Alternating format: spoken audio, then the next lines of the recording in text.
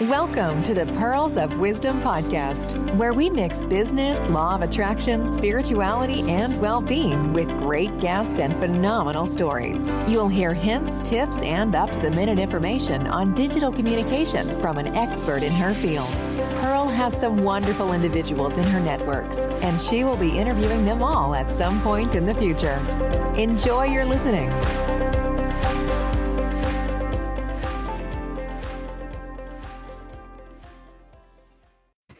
Hello and welcome to the Pearls of Wisdom podcast.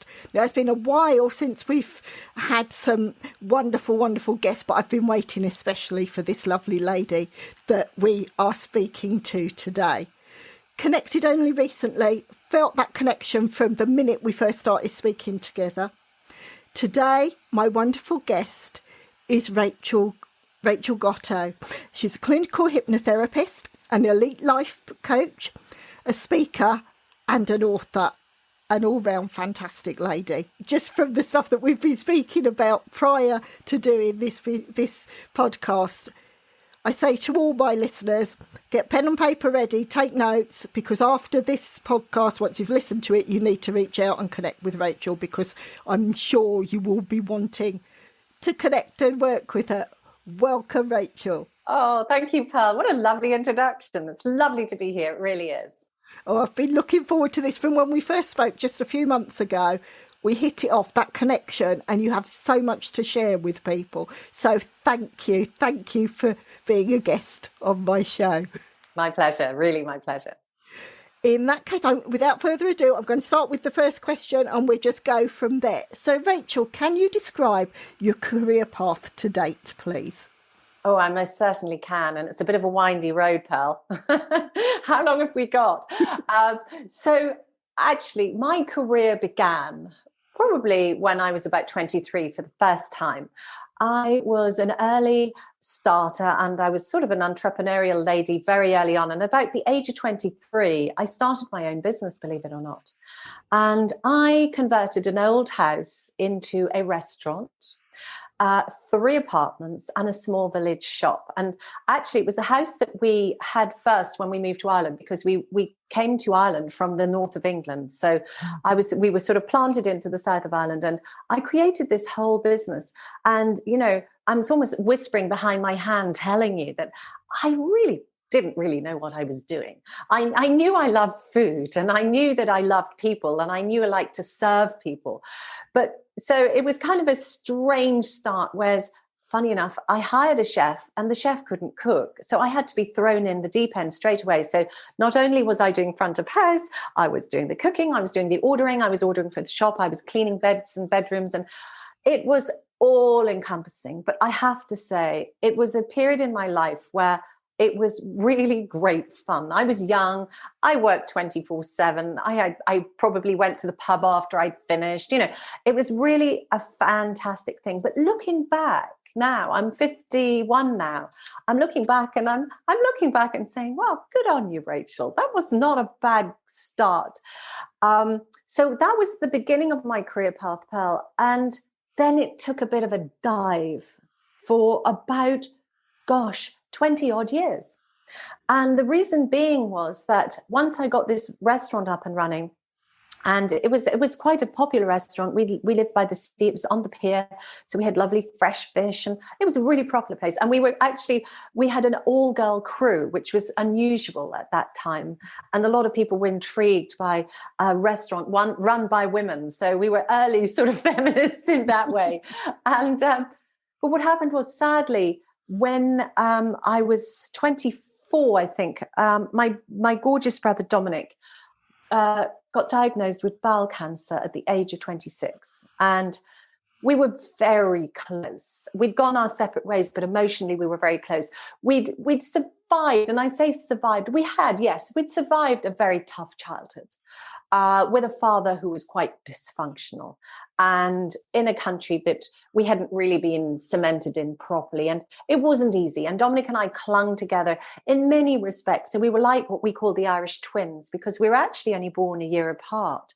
So we were the Irish twins, and we came out of this childhood together. He went one way, I went the other, but we were quite glued together emotionally. And so he returned to Ireland at the same time that I did. I began to open my restaurant and he came back to Ireland to do other work. And sadly, his diagnosis was not only a blow to him, it was an enormous blow to me. And I immediately galvanized into action. And what I did was actually, I sort of sidelined the restaurant and I went straight into caring for him and straight into being there for him and supporting him. And he decided in his wisdom at age 26 not to have conventional treatment. And, you know, we'd had quite an alternative upbringing, and I can really understand his mindset. We were some of the first people to grow our own food. You know, we kept hens for eggs. We used herbs. So we had come from that sort of background. Yeah. But it was his decision, and I supported him in it. What we did was we actually traveled the world looking for a cure for his cancer. So we ended up in Mexico for quite some time. On a dietary regime, the Gershon Clinic. It's world famous now, anyone who wants to look it up. And the Oasis of Hope, they were doing very alternative, well, I should say complementary and adjunctive cancer therapies, because they also used chemotherapy as well. So we traveled quite a lot and a long way, and we went to Germany, to a clinic in Germany. We went to clinics in Ireland, all seeking a cure for his cancer. But sadly, it wasn't meant to be, and the progression of disease continued its awful march, and until actually he died in my arms with my mother, and when he was 28 and I was 26. So that was a huge blow to me. And when Dominic died, it was quite literally as if part of me went too. I was devastated. I hardly knew where my place was in the world after that, and the restaurant sort of seemed to lose its shine. And, you know, I really was quite flawed. I think it was just the fact that looking back, we were probably very codependent. Yeah. And I hadn't done the work on myself to be independent. Of course, I was grieving, but I believe looking back, I was grieving in a way that was a traumatic loss. Yeah. So my career path took a funny, windy road after that, funny enough, because there was some good news in this story, in that I met my husband, Nick, at that point. And he came to me through the sea. He arrived to Glandore Harbour on a boat and came into my restaurant. And I knew the moment I met him, Pearl, that he was going to be significant. Yeah. You know that when you just know somebody's going to mean something to you. I knew that moment that this man was going to be of some part of my life, however it would be. And so we developed this relationship. And so that was sort of rather comforting, because I met him just a year before Dominic died. And it was rather comforting to have him and, you know, be around Dominic. And, you know, we were obviously developing a relationship. But when Dominic died, I was flawed. And Nick and I weren't seeing a lot of each other because, funny enough, he was, you know, out on the sea during the day, and I was working, and I was coming home late at night. So we made this decision that actually I would go and help him. So my career path changed slightly there. And so I went and worked on the boat. I learned to scuba dive, and I learned to do all sorts of things commercially at sea.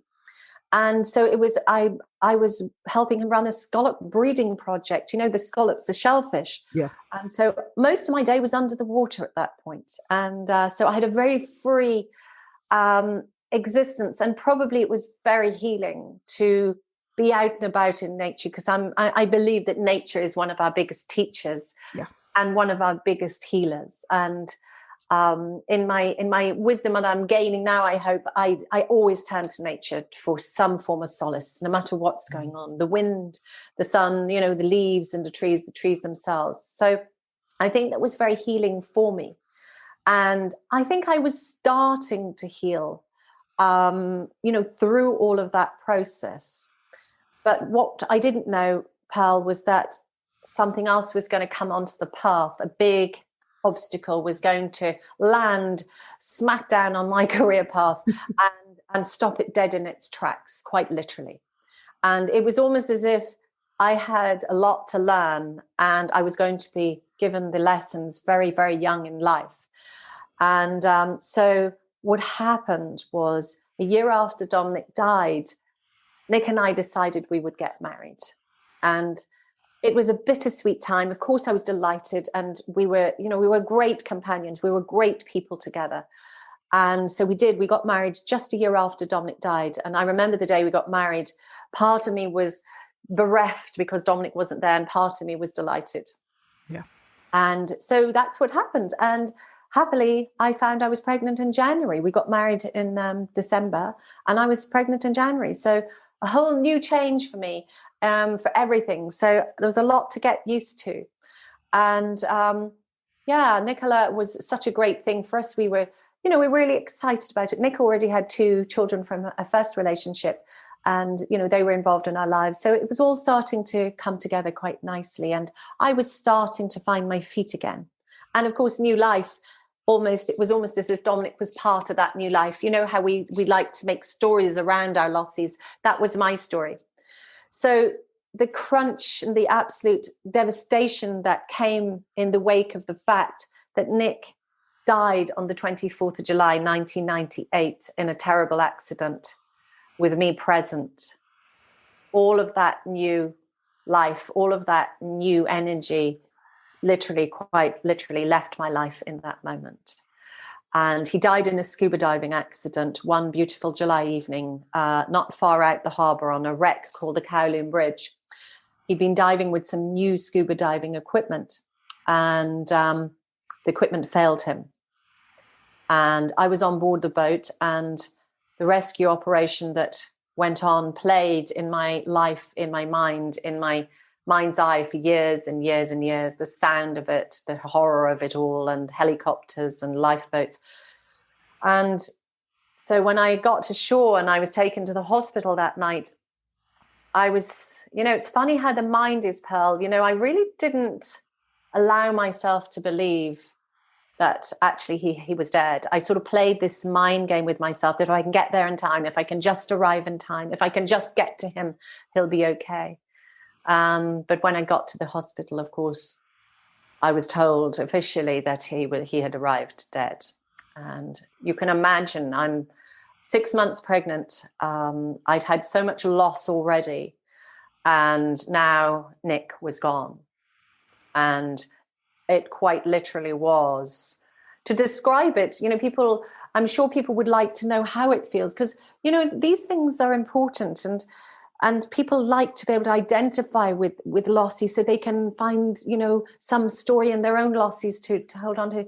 I can only tell you that I felt as if somebody had turned out the sun.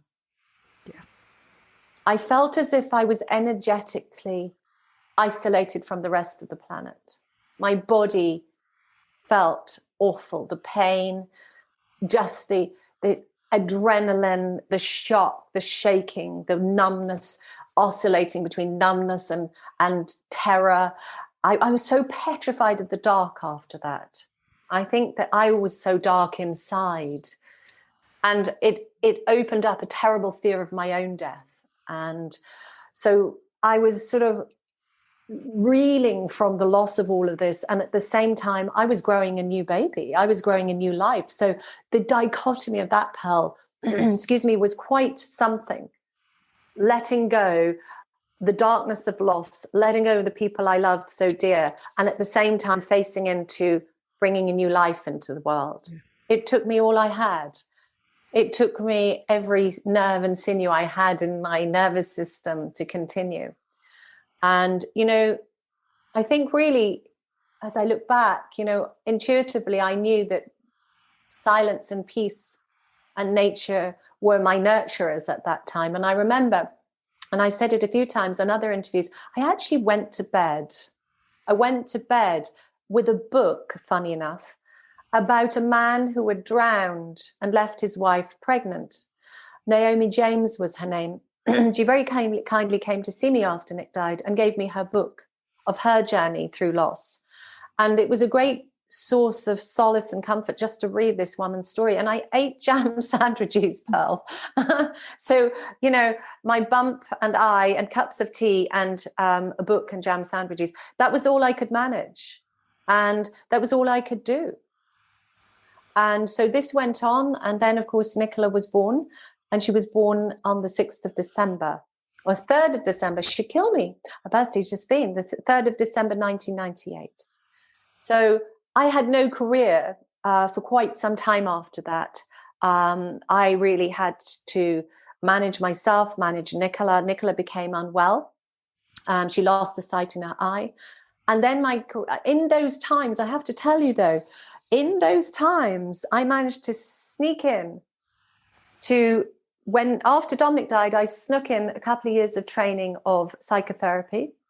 Then Nick died and I was left without that. After Nick died, I attempted to train as an acupuncturist, and I'd done 2.5 years of acupuncture.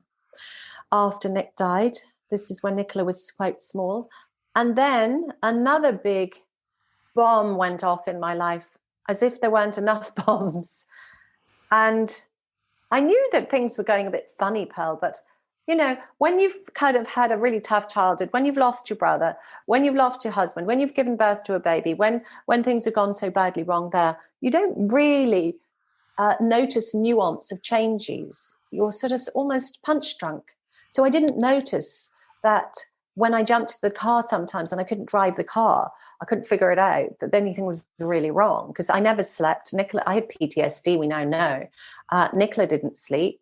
So things were going funny. And, you know, I started to lose the use of my legs at night, going to Nicola to give her a bottle. And I never thought that there was anything terribly wrong with me. I just thought, it's trauma, it's grief, I'm miserable, life's tough. This is just a grief response, and exhaustion and loneliness and all the things that go with what's happened. So I woke up one morning on my back with Nicola sitting on me, and she was screaming, don't die, mummy. And that was at a time when then I really couldn't ignore that things were a bit odd for me any longer. And I was rushed by ambulance to the local hospital, and I was diagnosed with an inoperable brain tumor, a benign inoperable brain tumor. And so if we're talking about career paths, I think you'd probably safely guess at that point in time that actually there was no career heading my way at all at the moment. I had a very busy employment, which was actually to try and stay alive. I had an AVM, which is called an arterial venous malformation. They're quite rare, and they're a benign growth in the brain, but unfortunately they generally keep growing. And they make themselves known usually through a burst aneurysm or sudden fatality or a stroke or something like that. So mine was a grade 6, and, you know, it's almost as if I'm the cheerleader. You can't get any bigger than grade 6.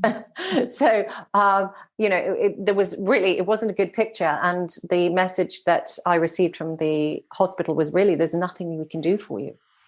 There's very little we can do. And your best bet would to be go and put your affairs in order and write your will and make provisions for your daughter, because it's likely that you're not going to be around, you know, within the next year or so.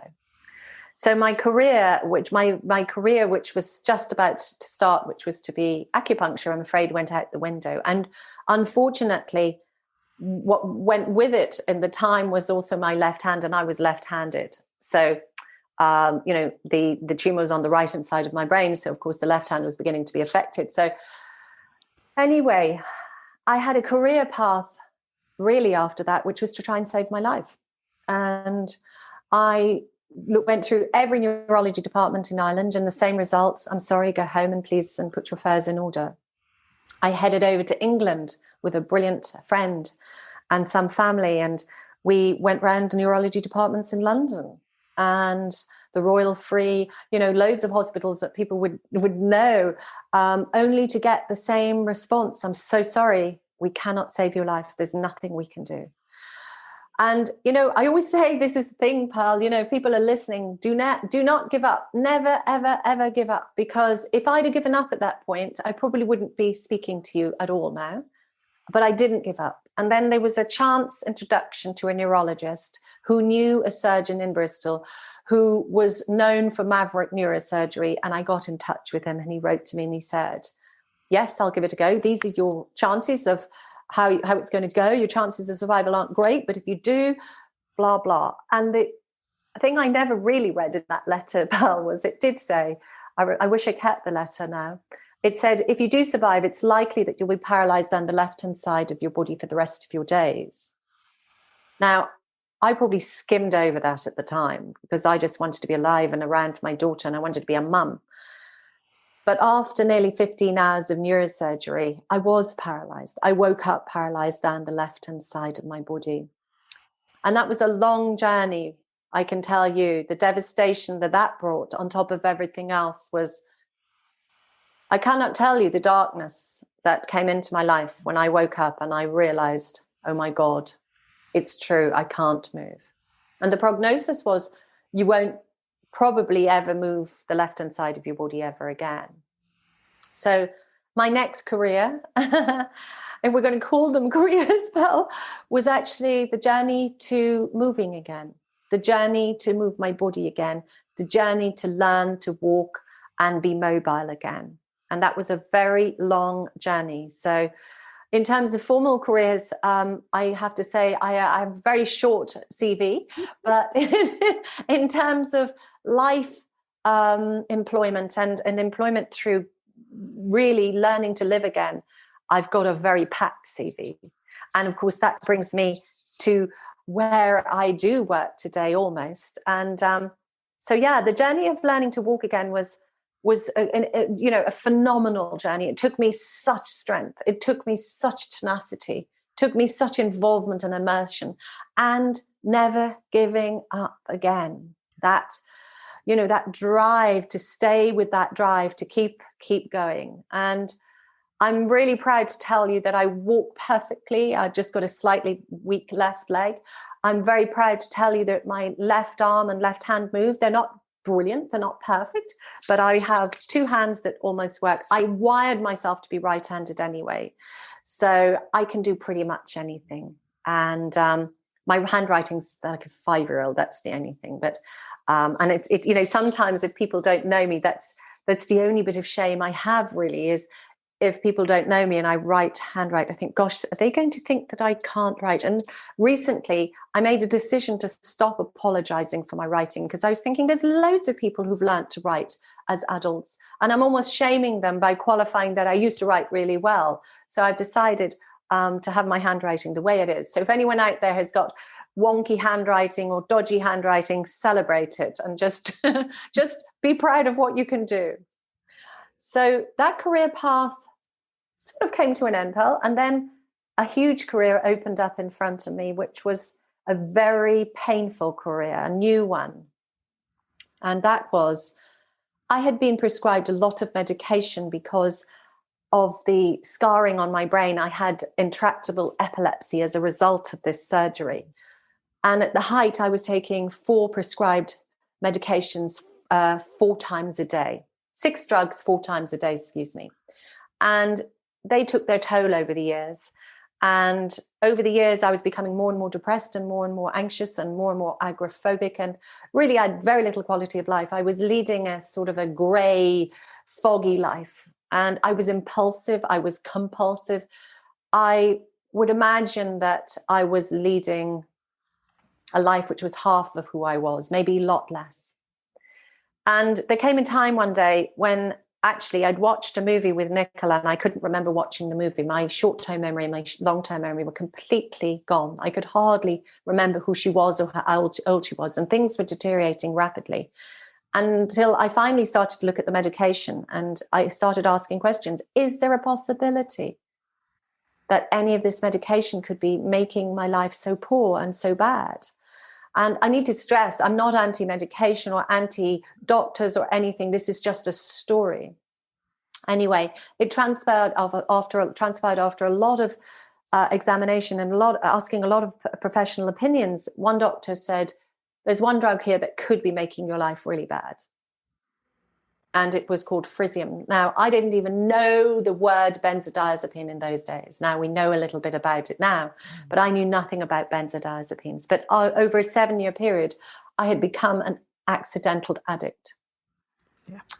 So my next career path was a very painful and long and lonely and horrific journey, which took me 2.5 years and nearly cost me my life, my mother's life, and my daughter's life, to withdraw from this drug. I had the most severe withdrawal symptoms, and the medical profession really didn't even understand it to the degree that I was experiencing it.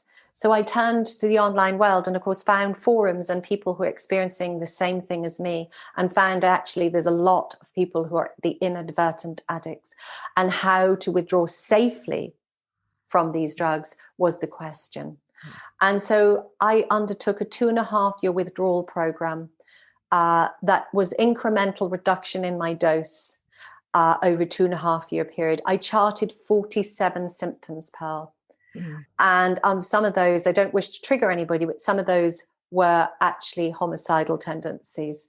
I was physically in so much pain. I was agoraphobic.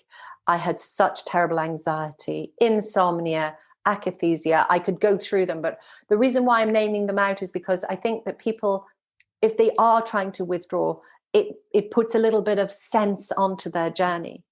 And I've written about this extensively in my memoir, which will be published next September, because I think it's a subject that needs a lot more unpacking, quite frankly, because there are a lot of people who are on medications and want to come off them and find they can't.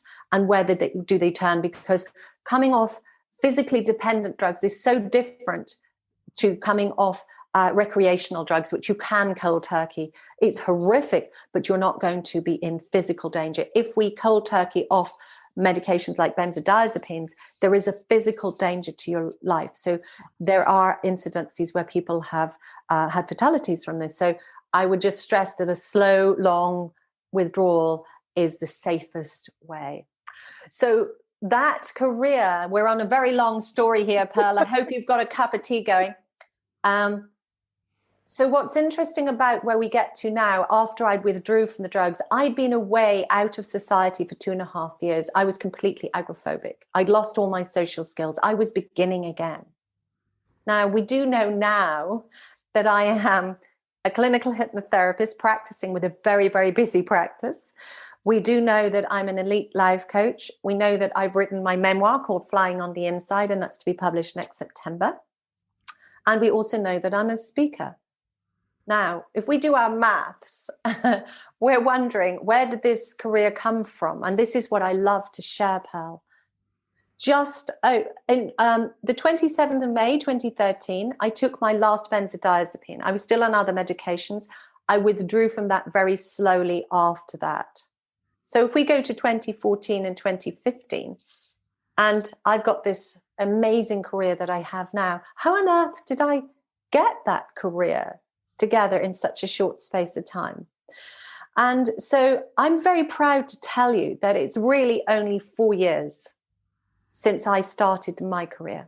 I'm 51 years of age. Now, we can hear by my life story, I've had a long career, but it was a career of survival. It was a career based on learning how to be in the world again. It was a career based on how to overcome deep and profound grief and loss. A grief on overcoming trauma, PTSD, complex loss. And, you know, I think what makes me the person I am today in my career, if we're talking career paths, is that journey.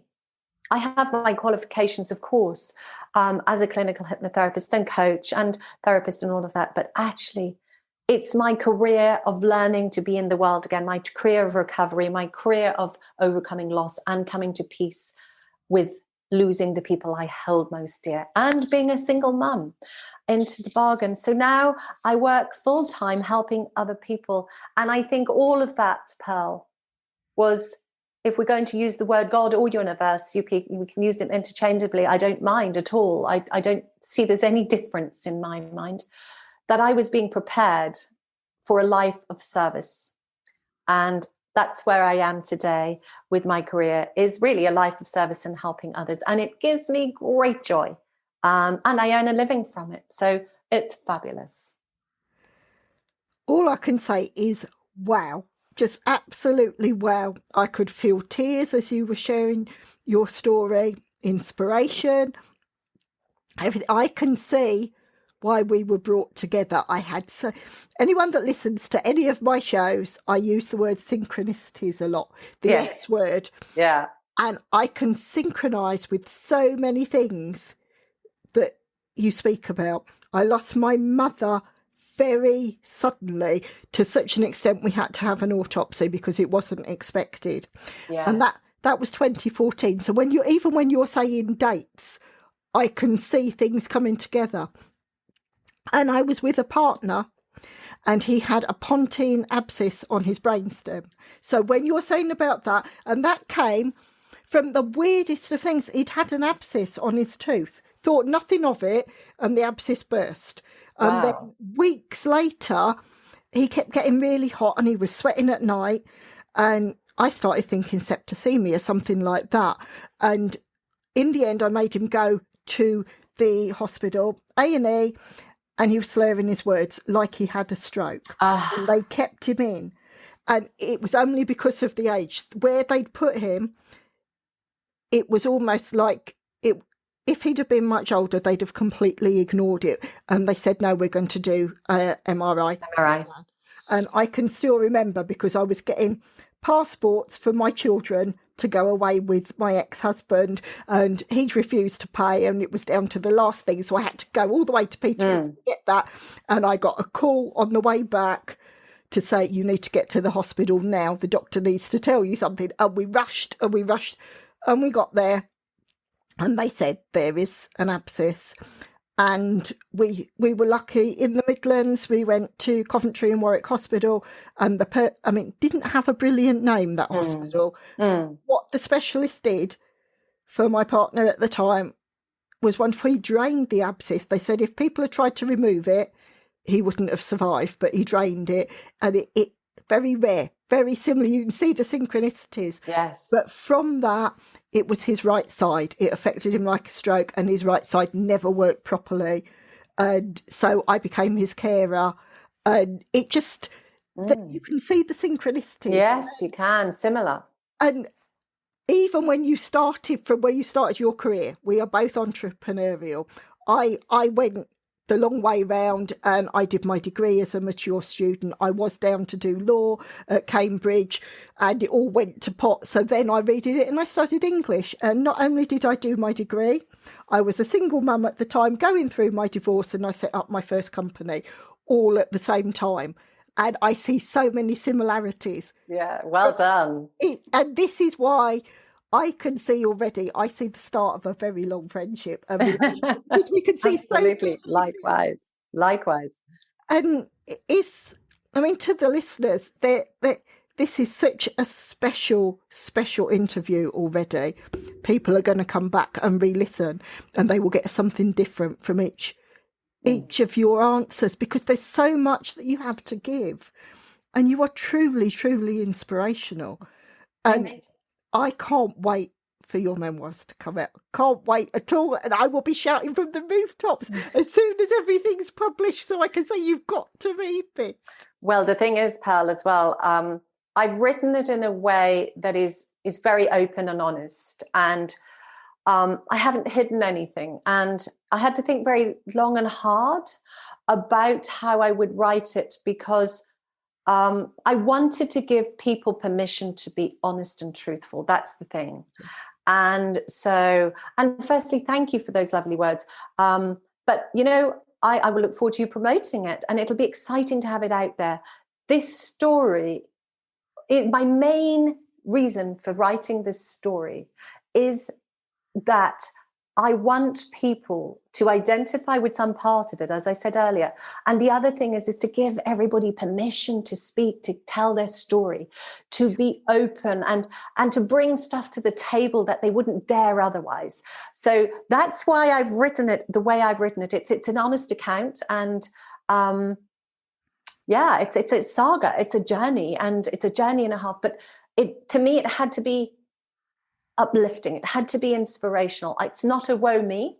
Yes. It's very much, this is what happened to me, and look at me now. And this is really the message I want to offer everybody, is there is so much you can achieve. There's so much you can do, and you don't need to take off a massive big bite-sized chunk.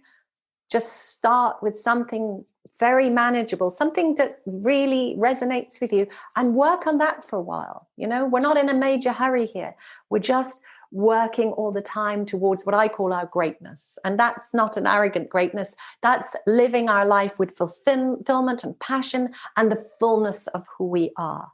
And so that's why I wrote it. And I do want the world to know that anything is possible. Absolutely anything. And this is what's so special as well. And I see empathy, I hear empathy in your voice. And I think anyone that works with you, and you've got such a raft of skill sets and ways that people can work with you. And it is so different. You fully understand because you've lived it. A lot of people say, oh, they're a coach because they've been through something and they feel sympathy. They don't feel empathy. And you find it's almost the client becomes the teacher a lot of the time, whereas you fully encompassed everything. Anyone that works with you, you can bring so much to the table, so much experience, so many examples that people can see this is how, using certain skills and things, you can move forward. And it is, I say again, you are truly, truly inspirational. Oh, thank you, wonderful. Well, in terms of the work I do, interestingly, I think I learn something new from every client, to be honest. I think I heal a little bit more with every client. And in terms of my life's journey, I love to be able to bring all of me to the table. And, sometimes that's me also being vulnerable with my clients, offering personal insights. And all my work that I do with my clients, be it in the coaching or in the therapy, or even in the speaking, to be honest, is I'm very solution focused. Yeah. I'm incredibly solution focused. And I had to be solution focused to get to where I am today. And I think that, that is hopeful for people because I think all forms of therapy have value and merit. I absolutely do. But I do believe that sometimes just talking around the problem constantly is almost leaving us in it. So I like to be quite dynamic and solution focused and have tools and tasks. And so we're working at where the client is empowered to find their own way out of their issue. And, of course, deeper seated emotional issues need different forms of work, but certainly, I offer body work, breath work, affirmations, gratitude. I don't leave a stone unturned because I do think any healing is involving all sorts of modalities. If anybody says they have the one fix, I don't believe you, because I know for my own healing, it's taken me so many different forms of working, and sometimes something that worked one day didn't work the next. So we've got to be very ducky-divey. And if it doesn't work today, well, we'll find something else that will. So that's my approach to it, is let's use every tool in our toolbox and let's bring everything we can to the table. The only thing is it is super important for the client to be motivated and to want this. I don't work with people who don't want it, who want, I want to work with people who are ready to really bring themselves forward. And I think that's such an exciting thing. I really do. I get very fired up. You can probably hear it. Yeah. When I have a client who's ready and wants to do this work, they get every part of me, and hence we get brilliant results, and that's the important thing. I see so many similarities, most definitely. The passion comes through, and it is, I think if someone is motivated to do something, they will do it and they will achieve and they will get the results. And like you say, you can take so many different modalities from different things, and depending on the work you need to do, you might need to take 3 things from that toolbox to clear it, where something else might only need 1 module that's going to help. And seeing how you actually work with it. But again, not everyone is a leader. And sometimes it needs that client, the customer, to understand that. What is it they want? They need to be truly motivated. As a coach, you can't perform magic if it's not there with the client. They have to have that spark that they want to do it. And if they're not meant to be a leader, then that doesn't mean they've got so much else they can do. But it's being motivated and knowing what is it that motivates them. And if they go in with one idea, but it doesn't suit their dreams, they have to learn to pivot. And I think that's where a lot of the training and the skill sets come in, to learn to pivot. COVID at the minute, I think we've all changed. So many people that have worked face to face, suddenly we do the Zoom calls, we work with people, we still get the connection, but we might never have met physically, but we go with those bits of knowledge we have and learn to pivot and move forward with it. And it's just wonderful. You inspire me in everything you're saying. It's just wonderful. Oh, thank you, Pearl. Well, actually, I work with people all over the world. At the moment, I've got a client in Uzbekistan, of all places, a wonderful woman. And we forge a connection across the thousands of miles apart because, compassion, empathy, and energetic connection, you don't need to be sitting next to somebody. No. And that's the beauty about it. And if we're going to go into the ethereal and the spirituality of all that, we'll be here all day, because I believe that we can call somebody in energetically so quickly in our work. So I would much rather see people on the one-to-one, but that's not going to be possible for quite some time. And in a way, we're more accessible to people because we are working online, and so much more information can be offered. And, and so on and so on. I absolutely, if you have the will, if you've even got a seed of a will, you don't have to be fully fledged, in terms of motivation, because some people, when they're depressed and anxious, motivation is sort of something they're trying to grasp onto. Yeah. But even just one seed of that is enough for people to get enough as a spark. And if you think if we're lighting a fire, we light a fire with a spark, don't we? Yeah. And we have to blow on it, and we have to add a bit of, maybe a bit of dry leaves and a bit of kindling and a bit of this. And that is about how healing works. It's never linear. It's never something that happens overnight. There are occasions where people just snap into full health, but healing is a process. And the point about the process to me is, I am so glad I didn't heal straight away. I look back, Pearl, and I literally am glad I had to go through all I went through. I can look back and I think, oh my goodness, there were times when I nearly gave up. There were times when I didn't want to be alive anymore. There were times when, I just felt as if I couldn't hold the space for myself any longer. And that's why I think it's always important to give the message of hold on, because we don't know what's right around the corner. We never know what's coming. And we can still live with purpose and meaning within our pain. Yeah. We can still find beauty within our suffering. And we can still find connection in our suffering. And that's the beauty about the online world. I honestly believe that, I'm not sure, I'll whisper it, but I'm not sure I would have been here now if there hadn't been an online world. I went into a forum when I was withdrawing from benzodiazepines called benzobuddies.org, by the way, if anyone needs to get really important information. It's a brilliant place. I went in and I helped people in that forum. That helping people online when I was unable to leave the house gave me purpose and meaning. It gave me a job to do. And then I became a moderator on the forum. And then I became an administrator on the forum. And that was giving back at the time. I didn't know then that I was destined always to be giving. I just didn't know. I didn't have that language within me, but I've always wanted to serve and help. And so our online world, I think, is it has it's got a two-headed sort of sword, really, in a way, because it can be so damaging, the lights and not walking around, we're sitting around so much, but we do reach more people, and more people can have community, and we know that people heal well in community, they heal better in communities, so we can join online communities if we're feeling isolated, and so on and so on. We can learn how to do yoga online, we can learn breath techniques online. It's all there for us in some shape or form. So I think it's a wonderful thing.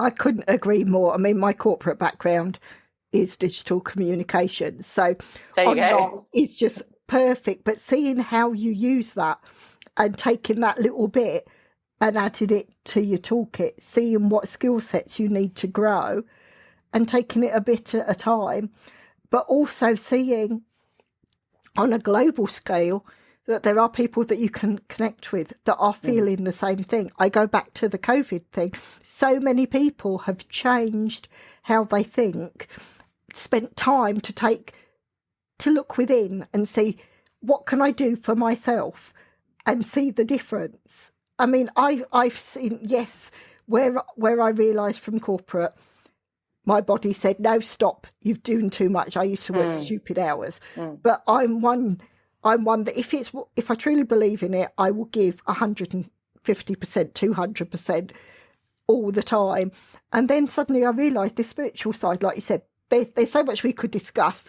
I'm going to ask now, would you come back and almost be a regular guest if your schedule allows? Because I see so many different discussions that we could have from this. But it's the spiritual side, the law of attraction, when you've said about the universe and you don't realise what's out there, what you put out, the universe mirrors and brings back. So all those great things, the great clients that come to work with you is because you've done that work, and the universe is just reflecting that back to you, mirroring it to you. And I see everything you're saying is so positive. It really is. Oh, absolutely. And positivity, people say, oh, I can't be positive, or that I don't feel positive, or it's not for me. And I always say, well, start small, and my biggest one is, we breathe today, we have breath in our bodies. To me, that alone is a fabulous thing. And you might say to me, well, that's okay when you're in feeling great, Rachel. And, and I'm saying, no, I actually turn to that when things aren't great for me. And believe me, just because I'm a therapist doesn't mean to say I've got a perfect life. I still have to work on myself, and I do every day. I am relentless. I love working on myself. But to find some small thing that you can just work on, which is, I have breath today. That means I'm alive. Okay. That's a start. And then you just build on that, and build and build and build and build on it. And the internet gives us access to all of that. We have wisdom at our fingertips. We've got books. Actually, I have a couple of books here as well. So if we're interested, if we have some form of a vision, if we have some form of motivation, if we have a need to be around to serve somebody else, if whatever the reason or the motivation is, you can build on that and grow it to a point where you truly do live life with fullness and growth and purpose on nearly an everyday basis. Oh, I love this. And I say this again, and I'm saying it throughout this interview. You are so, so inspirational.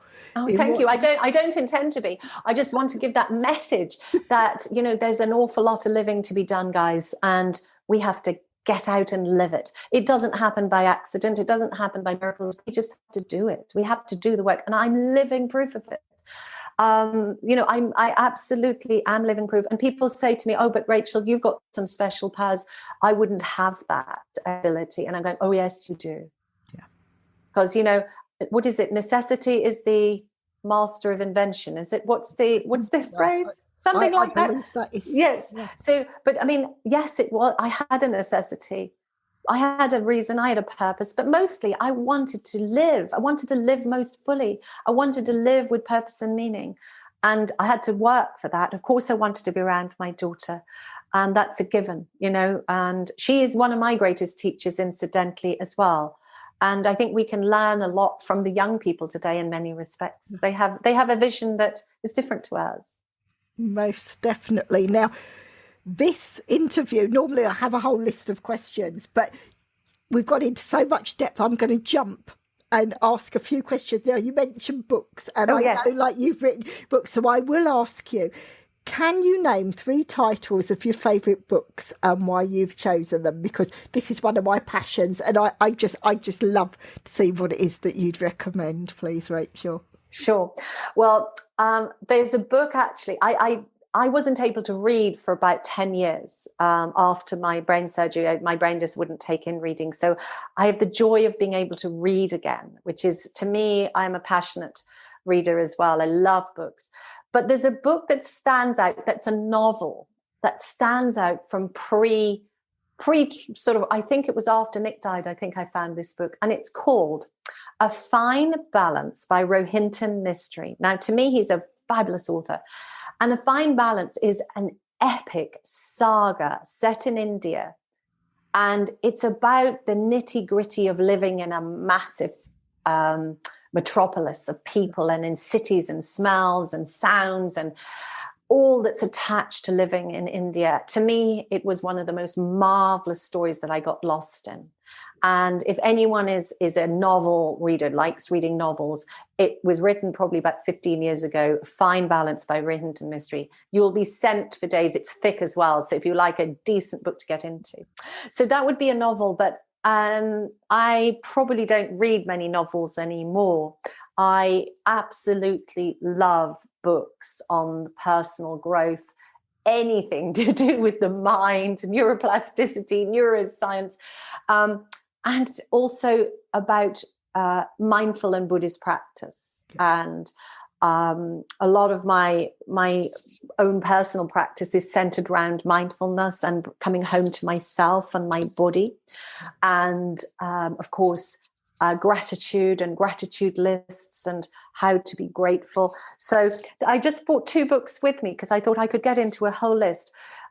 Also, I'm very interested in this field of epigenetics. I'm not a scientist by any manner of means. How could I? I wouldn't have time to be a scientist with all the surviving I was doing. But there is a wonderful man, and I've been to see him, and he's called Bruce Lipton. He's a PhD, and it's called The Biology of Belief.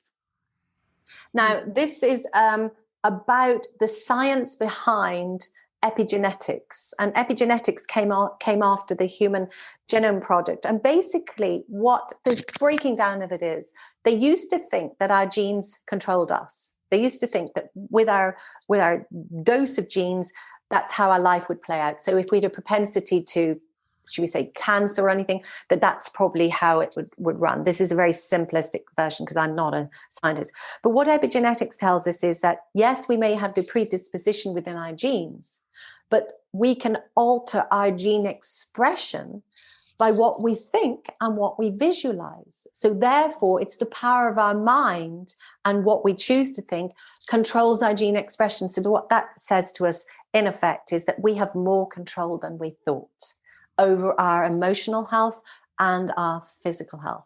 Now, when I found this book, it was like the lights went on because, as we know, I was paralyzed down the left-hand side of my body. I have rewired my mind and my body for me to be physically moving again. How? Because I'm some miracle? No, because our brain is plastic, because our brain can put down new neural circuitry and new neural pathways. So that, to me, was one of the most exciting books. It's not too scientific. It's quite accessible to the, average person, because if I can read it, I'd say most people can. And the subtitle is Unleashing the Power of Consciousness, Matter and Miracles. I found it a phenomenal book. It was so liberating, and it explained my recovery to a certain degree as well. Yeah. So, and also it's a reinforcement that we must choose to think positively. We must choose to visualize ourselves healthy and well. We must visualize our whole healing mechanism. We should visualize our cells eating up rogue cells. We should visualize all of that and choose to expect the best. Choose to be positive. Choose to populate our worlds and our minds with things that are positive and forward thinking, because that's what we create health, how we create health in our body. So I thought that was a very exciting book to bring to the table. So that's The Biology of Belief by Bruce Lipton. And I'm a great follower of the Buddhist leader Thich Nhat Hanh. And I've been on a silent retreat with the monastics from Plum Village, which is where Thich Nhat Hanh has his monastery in France. Well, actually, he's back in Vietnam now because he had a stroke. He's in his late 80s now. But I have quite a few of his books, but The Miracle of Mindfulness by Thich Nhat Hanh. And this is, it's a beautiful book by Thich Nhat Hanh is a Buddhist monk, and it's how to acquire the skills of being mindful, how to utilize it, and what is the benefit of being mindful. Now, as a clinical hypnotherapist, I know that the mind can be off thinking all sorts of terrible things and reinforcing all sorts of negativity in our minds. And so I do know that if we employ the mind with mindfulness and being in the moment, this very moment that we have now, is there's only really you and me, Pearl, and there's nothing else. The whole world has receded away from us. Our brains are focused at the task at hand, which is having this gorgeous conversation.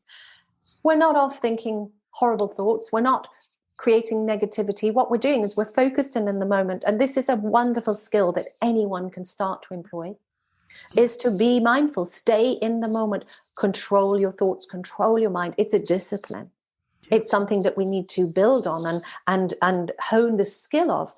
But we can remove an awful lot of negativity and stress and anxiety by literally staying focused in the moment. So this book, The Miracle of Mindfulness, and it's a classic guide to meditation, right? And mindfulness. I think if we had these two books on our shelves and then a decent novel for for the fun times, I think we could go, quite a long way to bringing ourselves into feeling that we are actually in charge of our minds and our thoughts and what we visualize. So there's my 3 books for you. Oh, this is absolutely, absolutely wonderful. And I know we're getting quite close on time, so I'm going to ask you one more question. But like I said, I have already asked if you'd come back, because I see a whole series of discussions. Now, this is the longest question that I've written, so I have to take great big deep breath when I read it out. But I think it just would end this interview perfectly. Rachel, if you could share a great meal with anyone, alive or dead, what would the meal be and who would it be with? That's such a great question. And, I really like it. And I'm going to disappoint you in my answer, I think, actually, because most people pick somebody famous or, pick somebody that would have, great wisdom to share. I actually would like to sit down for dinner with my grandmother on my father's side. I never met her. And there's a lot of difficulties in my family of origin. And I would love to sit down with that woman and be able to ask her, where did this all begin? What do you know? How can you tell me about family patterns? What can you tell me about your parents? And I would just absolutely love that, because I think it would be very healing. And I know nothing about the lady. I just know that she was very strong charactered. But I'm obviously living the legacy of her parenting and so on, and her parenting behind. So for me, I would like to sit down and have dinner with my grandmother and learn more about my family of origin and what informs them and what are the patterns that came down through the DNA and what are we responding to and what can we heal. Oh, love that. Love it. And it might surprise you to know, most of my guests, they all choose a member of their family. Do they? That's interesting. And that's where I feel that I'm picking the right people that resonate and sharing the stories. And the whole idea of saying, yes, you sit down round a table and break bread, as it were, you actually get dialogue, you get a conversation. Whereas if it's that you're listening and you're just speaking to someone, you don't always get the dialogue that you do when you're enjoying a meal. So that's why I put all that together, just to see. And lovely. I see a whole series almost where I get guests to talk about what would the questions be asked, sat around that table, and how would you work with the answers and everything. It's just... I think it's a good question. Yeah, it's a great question. Thank you for asking it. It's really good. I mean, what I will do now, I'm going to bring this to a close, because I know that you've got so much to share and you're a very, very busy lady, but I would love to ask you back. And I just need to say a massive, massive thank you. I am so glad we connected. We've connected for a reason, and this is just the start. And if I can help you in any way to promote what you do, I will do, because you are absolutely phenomenal. You really Thank you very much. Absolutely gorgeous. Thank you very much for that. And if anyone wants to find me, they can find me on Twitter at Rachel Gotto. You can find me on Instagram at Rachel V Gotto. And you can find me on Facebook. My page, I think, is Rachel Gotto Official.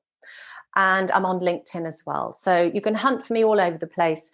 But I'm mostly found on Instagram and Twitter. So Rachel V Gotto and at Rachel Gotto. So if anyone wants to join me, and I put a lot of stuff out on Twitter, just inspirational stuff and bits and pieces about what I do every day. I think it's nice for people to get to know us and know what we like doing, because I like making bread, for instance, on a Friday evening, and there's always a picture of homemade bread, or I keep a few hens and I might send pictures of my hens out or something. So it's all very personal. Oh, this is wonderful. And I will share with all my audience. I always share those links and the ways that you can connect with Rachel when the episode airs, so you can go through and link with that. And I say, do it straight away, because this lady is so gifted. There are going to be people coming at you from everywhere to say, yes, please, can we learn some more? Because you are inspirational. Thank you so much. Pal, it's my pleasure entirely. Thank you for inviting me on your lovely show. Thank you. Thank you for listening to the Pearls of Wisdom podcast. We hope you have enjoyed the content shared. Please share with others who would like to enjoy these interviews and discussions.